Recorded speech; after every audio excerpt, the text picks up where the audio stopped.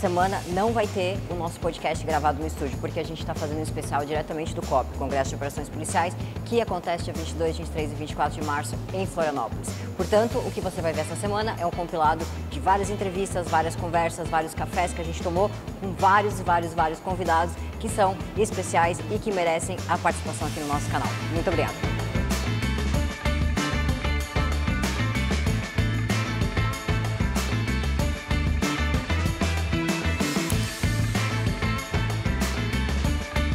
Advogados que trabalham no direito policial e especificamente no direito militar são pouquíssimos, com exclusividade. Então, ter essa oportunidade de debater esse tema é muito rico.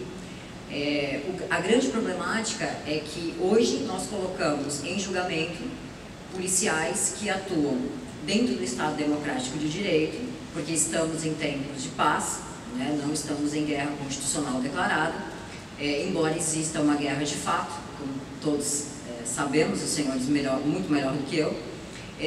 No entanto, em um combate contra um agressor, um oponente que está operando em estado de exceção. Então, aí, os senhores, e os agentes de segurança, os policiais e eu, nós já começamos uma defesa lá atrás. Porque eu já estou trabalhando legitimado, então, amarrado dentro do Estado Democrático de Direito, eu tenho limites de atuação. Aquela conduta policial, ela vai ser julgada e vai ser processada com limites, mas o meu oponente não. O agressor, não. Ele agiu em estado de exceção.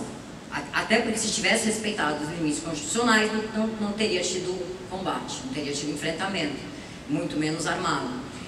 Então, esse dificultador, ele acarreta uma quilometragem de distância nas defesas policiais. E as defesas policiais, elas têm uma particularidade que quando a gente está tratando de agente de segurança, a gente não está tratando de uma defesa civil simples e comum. A gente está defendendo toda uma carreira, todo um aparato estatal, está defendendo toda uma operação policial que às vezes envolve inúmeras equipes de inúmeras forças. Então, ao defender uma operação policial, o advogado defende o Estado, de certa forma ele defende a presença do Estado. Então, quando a gente está falando em paz, ok, o antagonismo é o caos. O caos é a ausência do Estado. Como é que o Estado se coloca lá dentro? Com a presença policial. E a presença policial só se faz com repressão. E essa repressão é amarga. Embora, para ser eficaz, precise ser amarga. E isso é uma bela de uma hipocrisia quando isso é trazido para dentro do judiciário. E dentro dos órgãos corregencionais também. Porque não se admite a existência de uma guerra de fato, muito menos de uma guerra de direito. Então, sequer se admite a possibilidade de estarmos em estado constante de guerrilha, estado constante de análogo ao terrorismo, de combate urbano em situações análogas a guerras urbanas e guerras civis. Não se admite isso dentro do judiciário. E como que eu coloco em julgamento um policial que teve que entrar num confronto em situação que era totalmente diversa daquela que o legislador pensou quando ele fez a lei, e aí ele combate, ele enfrenta, ele forma aquela operação ela tem consequências, obviamente é para isso que ela é feita, e aí ele fatalmente ele vai ser colocado em investigação, de uma forma ou de outra. É muito raro uma operação policial que tenha confronto, até porque hoje a gente tem o artigo 16, que obriga inclusive a presença de advogado nos interrogatórios com confronto letal, já para dar uma amplitude da importância do interrogatório em confronto letal, envolvendo agentes de segurança. Então, esse cara vai ser investigado, esse policial vai ser investigado, fatalmente. Só que ele está sendo investigado numa conduta onde ele tinha amarras do Estado Democrático de Direito. E aí a gente começa a ver o quanto isso é descalibrado, né? E como calibrar isso um pouco melhor. Como que o advogado, como que o judiciário, ele consegue enfrentar isso de uma forma a minimizar esses danos. Infelizmente, isso é uma construção de anos. A gente tenta aproximar hoje um pouco mais o olhar do judiciário e dos órgãos corregencionais ao direito natural, né? A existência e o reconhecimento das guerras de fato.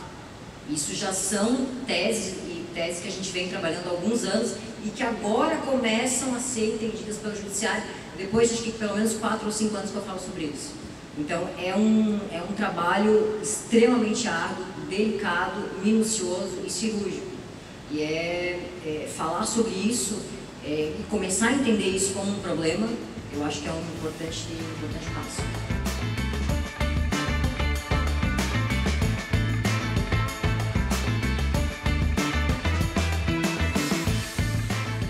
Olha que eu encontrei aqui. Quem não te conhece, quem é você, querida? Bom dia, Mari. Eu sou a soldada da Polícia Militar do Estado de Santa Catarina, Diana, tá? Então, só que essa é especial. Me diz, o que você faz dentro da polícia? Então, atualmente eu faço parte da Casa Militar do Estado, mais precisamente na Coordenadoria de Segurança, e trabalho junto à segurança de autoridades. Gente, chique é outra coisa, né? Tá, e me diz uma coisa, quanto tempo de polícia, passou por onde? Então, como é que chegasse até aqui? Completei o ano passado 10 anos de instituição, minha escola de soldado... Viva a estabilidade, né? Amém! Minha escola de soldado foi em Florianópolis, posteriormente trabalhei em Xanxerê e de Xanxerê fiz uma transferência para Chapecó. Permaneci em Chapecó por cerca de 5 anos, sempre atuando na parte operacional. Passei pela Rádio Patrulha, uma experiência fantástica pela agência de inteligência, uma monitoria de soldado também, que foi surreal a experiência. Novamente na Rádio Patrulha, até chegar o convite de vir para cá. Mas mesmo estando no interior, tivesse confronto, tivesse BO, né? Sim, sim. Como todo bom policial que gosta da confusão, tive sim. E como é que foi esse confronto? Foi sequestro a banco, né? Salvo engano. Isso. Você chegou a ter refém? Foi um assalto a banco. Assalto. Isso. A princípio era uma quadrilha que já havia feito algumas agências. Na época eu atuava na agência de inteligência e a gente tinha o levantamento por partes dessa quadrilha. No dia chegou a informação, então, que eles fariam um banco e eu e o meu colega de agência de inteligência, a gente foi para a frente do banco monitorar e esperar os caras. E eles vieram. E eles vieram? Eles vieram. Teve perseguição, teve troca de tiro, teve gente baleada, graças a Deus nenhum dos nossos. E no local a gente prendeu um e posterior saiu o mandado de prisão do levantamento que a gente tinha feito do restante da quadrilha. Mas olha, intensa para 10 anos, né? Mas eu gosto. Força de BO, né? Eu gosto. Bom, eu vou te deixar entrar lá porque as palestras estão começando, mas eu não tenho como deixar de te perguntar. Depois de tudo isso, e aqui dentro de um evento de atividade policial, vale a pena? Se eu soubesse que valesse tanto a pena, eu tinha começado bem antes. Com certeza, começaria do zero quantas vezes fosse possível e preciso. Querida, és um orgulho pra gente, és um orgulho pra nossa corporação. Obrigada. E foi um prazer te encontrar aqui. Obrigada. E qualquer coisa chama a minha advogada.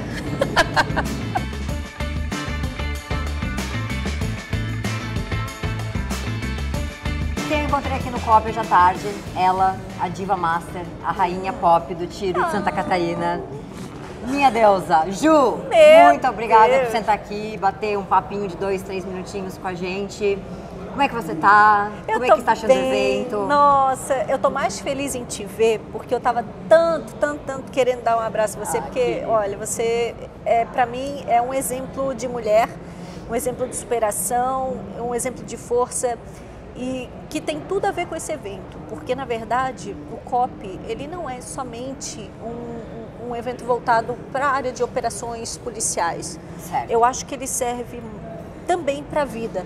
Certo. Eu acho que não só policiais deveriam de comparecer a esse evento, mas eu acho que a sociedade no geral, porque ele visa desmistificar um pouco essa questão das armas, do uso progressivo da força, principalmente, e que as pessoas poderiam vir até aqui conhecer um pouquinho do nosso trabalho, porque tudo isso que está aqui, ele faz parte do trabalho policial, mas ele também tem todo um motivo por trás do porquê que aquilo foi criado, para que aquilo foi criado, que as armas de menor potencial ofensivo, elas não foram criadas para causar apenas danos, mas justamente para minimizar danos.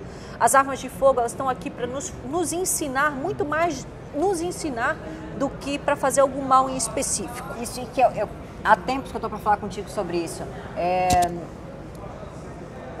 Como o tiro, como a prática do tiro mudou a minha vida e mudou a minha capacidade de concentração em algumas coisas, né? Mas você dá aula disso, é diferente, né? Então, assim, o que o tiro traz pra gente? E saindo um pouco daquele clichê da defesa pessoal da mulher e tal, mas o que o tiro traz pra gente? O que a prática do tiro, o que conhecimento de arma, o que o conhecimento esse empoderamento que tem por trás do conceito bélico, o que isso traz pra gente? Como é que a gente traz isso pra nossa vida? Bom, eu utilizo as armas de fogo justamente com a mesma filosofia com que qualquer esporte ele é mantido, ou ele é levado à larga para as pessoas, porque o tiro, para mim, ele é um esporte. O esporte é sinônimo de saúde. O esporte, você tem que ter disciplina, você tem que ter dedicação, você tem que ter treinamento. E tudo isso, ele gera no ser humano uma capacidade de se superar, de entender o que está fazendo, de buscar o conhecimento. E essa busca incessante por todas essas coisas, ela faz o ser humano mudar. Então, isso que você sentiu, que o tiro mudou a sua vida, ele mudou a minha vida também. E eu hoje, percebendo essas mudanças, eu consigo mudar a vida de outras mulheres através do tiro. Nós temos, eu dou muito por aí o curso de tiro chamado Guns and Girls. Esse é um curso de tiro que ele tem uma filosofia muito diferente daquilo que é praticado, porque não é simplesmente aquele curso que você chega, aprende a atirar e vai embora. 10 disparos e pronto, não, né? Você aprende sobre o valor, o verdadeiro valor da arma, o que é você empunhar uma arma de fogo, porque hoje a arma de fogo ela continua sendo um objeto inatingível. Certo. E aquilo que é inatingível, assim como de repente um carro de uma determinada marca, um sapato, uma bolsa, né? Que às vezes pode inserir dentro de um público algo intocável, aquilo que demora muito para a gente conseguir adquirir, as armas de fogo também estão dentro dessa seara. Tipo de, exatamente. E quando você consegue empunhar um objeto de poder, você muda. E que você consegue dominar. E quando você consegue dominar, aí, minha querida, não tem mais barreiras no mundo que te impeçam de fazer qualquer coisa nessa vida. E as mulheres, quando elas frequentam o meu curso, elas enxergam exatamente isso. Porque eu não crio nesse meio a competitividade entre elas, muito pelo contrário. Eu já utilizo várias plataformas, eu utilizo de revólver até fuzil, elas atiram com todas as armas possíveis, todas as plataformas disponíveis aqui no nosso território, né, brasileiro. E elas experimentam de tudo um pouco. A questão das potências, das energias, das empunhaduras, até mesmo da própria maneira como ela se coloca dentro ali do stand. Daquele momento Ela consegue fazer uma correlação com a forma como ela se posiciona na vida. Porque é exatamente isso. A arma, ela está nas nossas mãos exatamente da mesma forma como os nossos sonhos, os nossos problemas, todas as nossas coisas que a gente quer, aquilo que a gente deseja, ela se manifesta em um objeto. E esse objeto, ele vai responder de acordo com a forma como você se coloca frente àquele objeto, que você impunha aquele objeto, que você usa aquele objeto para atingir o objetivo. Então eu faço com que as mulheres elas vejam isso, e essa mudança ela acontece de uma forma tão rápida que a gente consegue captar através das imagens. E é por isso que eu até coloco, insiro também nesses cursos, um serviço de fotografia também, de vídeo e foto. Que é justamente para captar essa virada de chave. Não é para ir lá, porque muita gente, assim, principalmente os homens, eu escuto muito isso. Alguns já falaram diretamente para mim, dizem assim, mas você vai lá só para fazer mulher tirar foto com arma? Não, jamais. Eu faço com que elas enxerguem o tamanho das mulheres que elas são, o tamanho do potencial que elas têm e aquilo que elas poderão ser quando elas quiserem. Porque naquele momento ali se apresentou uma mulher forte, uma mulher determinada e que fez aquilo que ela queria no momento que ela queria. E que domina um objeto tradicionalmente masculinizado, né? Num mundo extremamente masculino.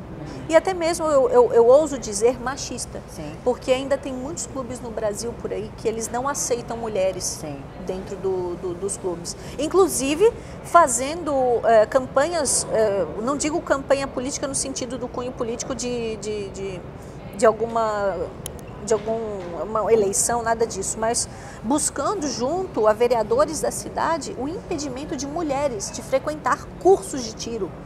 Você já viu disso? Isso aconteceu, isso é verídico. Então eu fico muito triste com esse tipo de situação, mas graças a Deus isso está mudando, isso foi um caso isolado que aconteceu e até muito perto da gente, mas foi um caso isolado, mas graças a Deus isso daí eu acho que com o exército que a gente está formando, elas não vão mais deixar isso acontecer, não. Muitas mulheres vão buscar o tiro como uma forma não só para se defender. Não só bélica, né? Não só. Mas justamente para trazer a disciplina, a importância de a gente cuidar do corpo, da mente e da alma, para a gente poder lidar com os nossos problemas, domínio de emoção, controle de razão, com os nossos lazeres, com tudo. Na verdade, isso rege a nossa vida, né? Claro. É a busca do equilíbrio através do poder das armas, do poder maravilhoso da pólvora e também, principalmente, né, do poder que nós temos dentro da gente, de nós mudarmos o nosso meio, os nossos modos, a nossa maneira de ser perante os problemas que aparecem na nossa frente. E eu acho que isso daí é imprescindível. Ju, as mulheres atiram melhor? Atiram. Quer ver mãe? Mãe atira melhor, sabe por quê? Porque depois que vira mãe, eu acho que ela nasce assim surge nela um poder sobrenatural, de uma linha divisada natural, porque quando ela pega um chinelo na mão, pode estar onde for. Acerta. A 100 metros ela acerta. E geralmente as mães atiram melhor que as mulheres que não são mães. Eu não sei porquê, mas eu acho que tem a ver com a paciência. Pode ser. O exercício da paciência. Da paciência. Mas as mulheres, sim, elas atiram melhor do que os homens, porque elas têm a questão da sensibilidade muito arraigada, assim, nas mãos, aquela questão de ser sensível, porém forte ao mesmo tempo. Sim. As mulheres têm muito mais isso. O homem é mais explosão, sim, mais força. O que pode desestabilizar, né? Exatamente. Uma avisada, né? Exatamente. Mas as mulheres, elas têm muito mais facilidade em aprender. Né? Elas tirando um pouquinho o medo e o receio de lado. É normal, né? Não, mas digamos, de um modo geral, as mulheres elas tendem a ter essa percepção um pouco mais aguçada do que os homens. Isso daí eu consegui perceber. De modo geral, os policiais treinam um pouco, atiram um pouco? Meu Deus, na verdade, assim, ó, muito, mas muito além daquilo que eles deveriam. A gente entrevistou o Rodrigo Davis, que perdeu a perna amputada no confronto, e ele sanou uma pane no último disparo dele. E eu perguntei isso pra ele, falei, mas como que tu, já sangrando, já baleado, né, com 2 disparos, tu conseguiu ter aquela frieza de perceber que a tua pistola estava em pane e sanar a pane e ainda dar o último disparo. E ele falou que ele treinava muito, porque ele percebia que enquanto ele estava na ativa, se treinava muito pouco. Sim. Né? Ele quase não atirava. E quando tinha treinamento, era treinamentos de revitalização e tal, e era muito pouco. Então ele treinava muito a seco. E isso foi fundamental, salvou a vida dele, na verdade. Na verdade, o tiro, ele é igual a dirigir um carro. Então, às vezes, por exemplo, para evitar um acidente, a gente acaba tomando algumas atitudes de forma defensiva para que a gente consiga sobreviver. E com a arma não é diferente. A gente faz aquilo que a gente treina. E esse treinamento, ele tem que ser constante, ele tem que ter uma certa robustez, habitualidade, para que a gente consiga desempenhar situações essas, né, inesperadas, de forma natural, criando uma memória medular a respeito daquilo que a gente está manuseando, identificar o problema e resolver. Então a gente consegue fazer isso mesmo sob pressão, porque, como eu disse, da mesma forma como a gente toma atitudes defensivas, quando a gente está na direção do carro, que a gente se vê numa situação de perigo. Claro. Né? É da mesma forma. A questão hoje da polícia, no geral, eu acho que isso não só dentro aqui do nosso estado, mas Sim, acho que não, de fora, forma isso é uma geral. realidade brasileira. Nós não investimos, eu digo nós policiais, porque eu acho que isso é importante a instituição dar, sim, mas eu acho que é mais importante ainda o policial buscar. A questão de hoje, você ter mais intimidade com a sua arma de fogo, ela deve estar muito mais atrelada ao interesse da própria pessoa que está manuseando ela. Né? Isso até de uma forma geral, policiais ou não policiais, ela tem que ter interesse em saber manusear aquele objeto para poder utilizar isso ao seu favor. Porque não adianta nada, a mesma coisa, se eu vou lá, eu comprei um helicóptero. Quem tem um helicóptero? Ninguém. Então, assim, se eu pegar, eu quero comprar um helicóptero, vou comprar o melhor helicóptero do mundo, vou botar lá no terreno da minha casa, beleza. Eu sei... Agora voa. Eu sei pilotar? Não sei. E às vezes numa situação de perigo, que daí, vou precisar de usar, não tem. Não vou conseguir porque eu tenho um objeto ali que eu não sei usar. E a mesma coisa a arma. E com a arma isso se torna até perigoso, né? Exatamente, da mesma forma. E não saber usar. Exatamente. É fatal, né? Ela pode ser algo que possa vir a te prejudicar mais ainda. Do que a própria situação em si. Da mesma forma como se eu quisesse entrar mesmo assim no helicóptero e tentar levantar ele do chão, eu não ia conseguir acabar me colocando em risco. Eu comecei a atirar por isso, né? Por ter arma em casa e não saber sequer conhecer mecanismo de armamento. Então, esse foi minha primeira chamada de atenção há muitos anos atrás. Eu preciso entender isso aqui, porque a hora que eu precisar, eu preciso saber usar, porque senão isso aqui vai ser usado para me matar. Mas é a mesma coisa, né? Que, por exemplo, assim, a gente fala que tem certas pessoas que têm aptidão ou não para aquele negócio, mas, por exemplo, tem um fogão dentro da sua casa. Você e seu marido sabem usar o fogão, não sabem? Sim. Aos trancos e barrancos, mas né, tem sempre um que se destaca. Eu sou meio suspeita para falar sobre, porque acho que o fogão não é muito... Mas, olha, pelo menos da arma de fogo você manda bem. Não, sim. Aí, sempre tem alguém dentro de casa que tem alguma aptidão a mais com os objetos que permeiam o seu dia a dia e que fazem parte da sua sobrevivência. O fogão, nossa sobrevivência, né, para nos alimentarmos, né, nos nutrirmos para poder continuarmos as nossas vidas. A arma, ela também simboliza um objeto tão usual quanto um fogão dentro da nossa casa, só que ela serve para nossa defesa residencial, defesa pessoal e, no meu caso, para o meu esporte. Claro. Por isso, todos dentro de uma residência, elas deveriam ter algum tipo de conhecimento no manuseio com armas de fogo, desde a pessoa mais velha até a mais nova, assim, dentro das possibilidades, até mesmo, primeiro, por exemplo, na questão das crianças, né, na presença de uma arma de fogo, de saber o que aquilo representa, de saber o perigo que representa, ou saber, de repente... potencial letal daquele objeto, ou de repente, né? Dependendo da criança, porque já houve muitas ocorrências envolvendo crianças que tiveram que se defender com arma de fogo. Claro. Entendeu? Que pegaram ali, sabiam onde a arma de fogo do pai estava e ela foi lá e resolveu a situação da melhor forma possível, porque sabia manusear.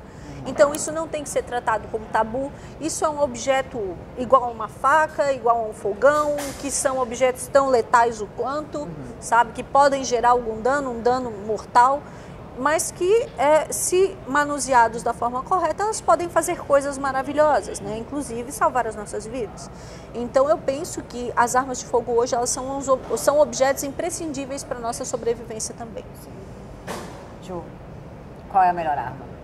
Ai, meu Deus! É o teu fuzil ou a minha 1911? Nem se compara. 19 anos a gente não compara. A gente não compara, não, ela é incomparável, ela é única, é um clássico, né? A 1911 eu sou suspeita a falar, eu gosto Glock, muito. Só que pra homem. Praticamente, Benê Barbosa que sempre diz isso, né? Mas, enfim, eu sou suspeita a falar a nossa porque... preferida, né? Pra mim, acho que todas as armas do mundo, sempre quando eu me deparo com uma arma de fogo, eu sou louca por arma de fogo, gente. Quando me deparo com uma arma de fogo, parece que é que nem aquelas mulheres doidas por maquiagem em loja de maquiagem. Não. Eu não sei usar maquiagem, dispensa. mas arma, olha, eu vou te falar, eu amo, e cada uma pela sua particularidade. É verdade. O fuzil pelo perfume que ele exala, né? Depois que você dispara um fuzil, você se apaixona, principalmente pelo mundo das armas. Eu uso muito fuzil nos meus cursos para mulheres, porque justamente isso, o perfume da pólvora do fuzil, ele vicia. Eu não sei porque, eu não sei o que tem lá. CBC, me diga, eu quero a receita. Porque aquilo ali, eu acho que ele consegue entrar na tua corrente sanguínea e mostrar o quão foda você pode ser. Exatamente. É porque é um processo mental, né? É. É um processo mental. Então tem das duas coisas, mas no meu curso tem 19 anos, tem tudo, a gente atira com tudo e todo mundo gosta muito da 45, o pessoal adora 45 para atirar, porque como eu disse, né, é um clássico, mesmo que difícil para apontar, mas... mas para atirar ela é bonita, fica um tiro bonito, né, fica uma coisa emocionante, faz o teu sangue ferver, isso aí é muito bom, né? Ju, muito obrigada. Meu amor. Aos trancos e barrancos, no meio de um monte de evento, de compromisso, mas muito obrigada pelo teu tempo. Deus sempre faz a maneira mais fácil de a gente se encontrar e a gente ter esse carinho aqui pessoalmente. Muito obrigada com você. por tudo que tu faz por nós. Meu Deus, eu que te agradeço todo esse bem que você faz por nós, pela nossa instituição, fazendo promover a justiça, né? E também nos nutrindo com esse conhecimento todo, essa preciosidade desse conhecimento que você tem. É uma honra servir. Muito obrigada por tudo.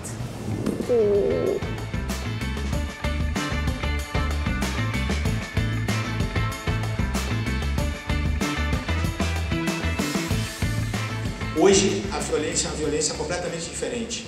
Então, conceitos que a gente tinha no passado, por exemplo, não sei se vocês já ouviram, até como policiais, vocês já deram esse tipo de conceito, tipo, se você for roubado, não reaja. Greco, ontem a gente conversou, junto com o Visac, com o pessoal do BOP, o doutor Fabrício, sobre a grande problemática, eu como advogada da área policial e especificamente da área militar, a grande problemática que a gente tem das guerras paralelas, né, dos conflitos transversais. Então a gente tem um estado de caos, né, a polícia enfrentando isso todo dia, numa guerra de fato, mas não de direito, mas esses policiais sendo julgados por leis em tempos de paz.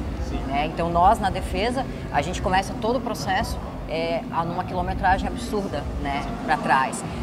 Como estudioso, como doutrinador, como jurista, tem solução para isso? Como é que a gente consegue fazer essa construção para tentar dar essa calibrada, né? Olha só, se a gente não tiver essa construção legislativa, Sim. eu acho que pelo menos tanto o Ministério Público quanto o Judiciário, eles tinham que ter uma visão mais aprofundada da atividade policial. Aproximar mais Exatamente. o direito natural, Isso. sobreposto até o direito constitucional. Então assim, eu acho que inclusive quando houver os cursos de formação, tanto da magistratura quanto do MP, essa parte, essa matéria com relação à atividade policial é muito importante, porque só quem está na ponta sabe exatamente o que acontece. Então é muito fácil, por exemplo, que todo morto é feio. Eu nunca vi um morto bonito. Você viu um morto bonito? Claro. Todo cara que tomou um tiro que está morto é feio. Mas assim, você tem que entender o porquê que chegou as aquela... circunstâncias, Exatamente. né? Então assim, eu acho que essa maturidade é que na verdade está faltando. Ontem eu ainda coloquei na legenda, eu falei, eu sou a pessoa que conta as histórias de homens que combatem em guerras para pessoas que os julgam dentro do conforto dos seus gabinetes. Sim. Né? E falei para o doutor Fabrício, queria eu colocar os corregedores e o Ministério Público todos enfileirados para assistir sua palestra, né, doutor? Sim. Então isso é uma problemática angustiante, o que é né? pior também, o que eu vejo, que é o pior de tudo é a própria mídia. Porque a mídia, ela é, de uma forma geral, o Fabrício mostrou ontem aqui, assim, ela é, de uma forma geral, contra a polícia, condenatória. Então, a gente tem que ter uma campanha de valorização da polícia para poder, assim, fazer uma espécie de contra-inteligência com relação à mídia. Porque as informações deles são sempre deturpadas. Claro. Né? Então, sempre a polícia entrou atirando. Porque isso vem demais, né? Exatamente. Então, assim, a polícia entrou atirando. A polícia não entra atirando. A polícia só atira quando ela é recebida a tiro. Claro. Eu não conheço nenhuma história de policial que chega Que atirando busca a esmo do confronto. nada. Busca Não, do nada. O cara já chega na comunidade atirando, sabe? Então, assim, são esses absurdos que a gente tem que começar a desconstruir. Desconstruir. Isso. E reconstruir Exatamente. isso, né? Aí, reconstruindo a imagem. E sabe o que acontece? Tem um livro muito interessante de um autor americano chamado David Grossman. Ele era um coronel do exército americano. Um livro chamado Matar. E nesse livro ele fala o seguinte, que a forma como você recebe seus soldados tem uma repercussão psicológica tremenda. Sim. Por exemplo, quando os soldados americanos voltaram da Primeira e Segunda Grande Guerra Mundiais, aí os americanos, sabe, todo mundo, são os nossos heróis, são isso, são aquilo outro, sabe? O cara se sentiu com a missão cumprida. Sim. Quando os soldados voltaram do Vietnã, a mídia americana, que era uma mídia já de esquerda, destruindo as tropas. Aí você imagina, o cara tá lá numa trincheira, chovendo, com fome, com sede, defecando, urinando, um pedaço de colega dele do lado dele lá, que não pode sair da trincheira, morto do lado dele.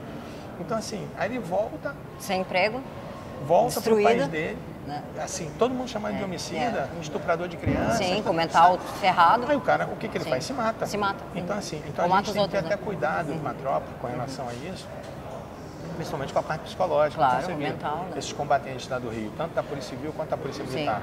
Poxa, eles estão ali dando a vida e a mídia, aqui, né? exatamente, e a mídia jogando a população contra eles.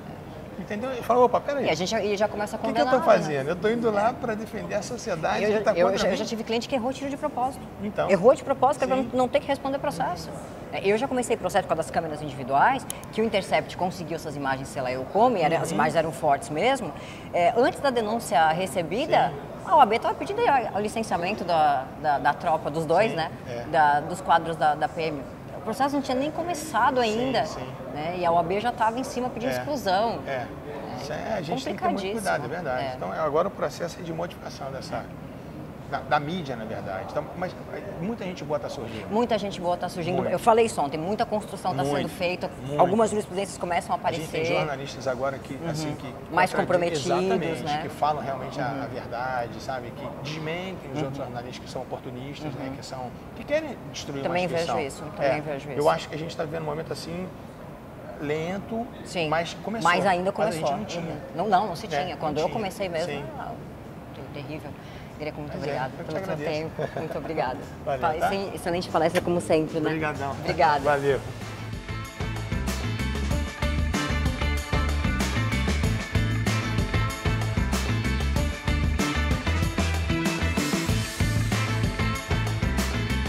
E andando pelos corredores aqui do COP, eu encontrei esse cara.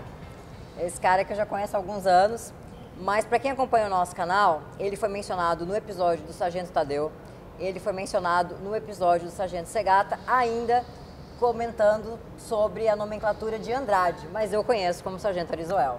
Boa tarde. Boa tarde, Mariana. Uma imensa satisfação. Esse foi o tão comentado, aqui, né? Sargento Andrade. Muito obrigado por me dar o prazer de conhecer você, né? Você faz parte da nossa vida há bastante tempo. E trouxe uma mudança substancial na nossa vida, assim, como poucas pessoas mesmo, né? Então é mais que um prazer sempre que me encontro você, ter uma oportunidade para conversar, ter uma oportunidade para sentar ao teu lado. Obrigada. Como é que estão as coisas? Como é que está o trabalho? O que está achando do evento? Então, o evento, me surpreendi com o evento positivamente, né? Eu sabia que iria encontrar um evento de altíssimo nível, com pessoas de altíssimo nível, intelectual, técnico, né? De bagagem de trabalho. Foi justamente isso que eu encontrei, só que muito além das minhas expectativas. O evento foi superou imensamente mesmo as minhas expectativas e mais que isso, me trouxe a oportunidade de encontrar pessoas aqui. Amigos que a gente fica marcando de tomar um café e acaba nunca conseguindo, né? Exato, isso é muito importante na nossa vida, né? Costumo dizer que quem tem amigos não precisa de dinheiro, então... E ainda mais aonde a gente circula, né? Com certeza. Nós somos poucos, né? Como já dizia Henrique V, nós somos poucos e felizes, né? Mas nós somos ainda uma irmandade. Exatamente. Então, Arizoel, muito obrigada. Muito obrigada pelo teu tempinho. Eu sei que tu já estavas aí pegando a próxima palestra. Obrigada por ter sentado aqui com a gente. E quem sabe a gente ainda consiga te trazer para gravar um episódio inteiro. Vamos aí ver a nossa pauta. Estamos na negociação contigo, vamos ver se a gente consegue te trazer. Muito obrigada de verdade. Eu é que agradeço.